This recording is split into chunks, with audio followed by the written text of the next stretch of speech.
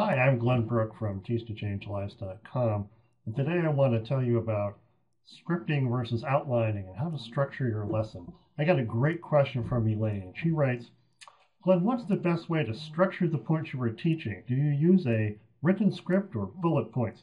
I'm sure there's an easier way than writing pages.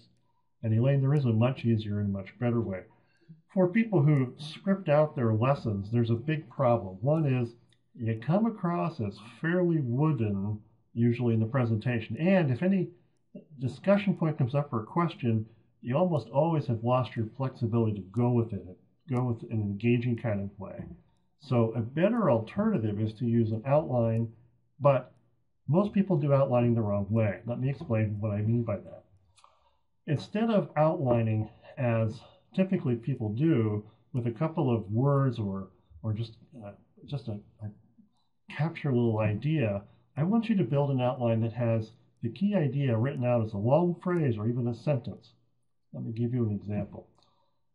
One way to do an outline would be to say, God's covenant with Noah. And that might be one way to do it. That's not how I recommend you do it. Instead, I recommend you build an outline that would include something like, God's covenant with Noah and creation is largely one-sided, and it's full of grace. Because that's the key take-home point. Those are the things you want to stress. So you want to build your outline with good quality phrases and sentences that really help you think it out.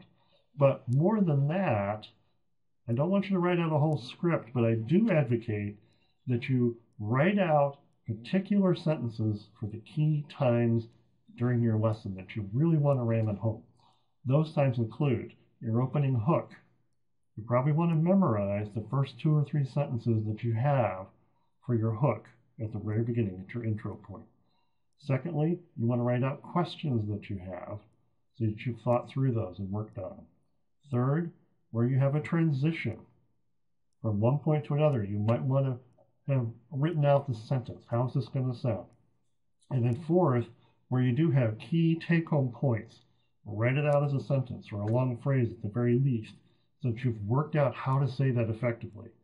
So this strategy, an outline with the key points worked out, not just one word or two, but the key stuff written out as a long phrase or a good sentence, plus key sentences that help you at all the transition points, gives you accuracy, so you make sure you get everything you want out, gives you flexibility, because you can go with things, you can move around a little bit, engage with people and help them with questions or discussion points that don't go quite the way you planned, but the Holy Spirit works. It's excellent.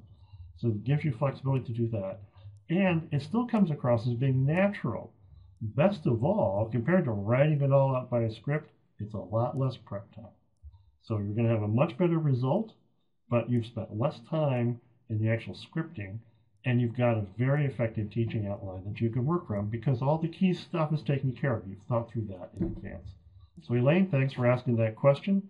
And again, I'm Glenn Brook. Until next time, keep teaching to change lives.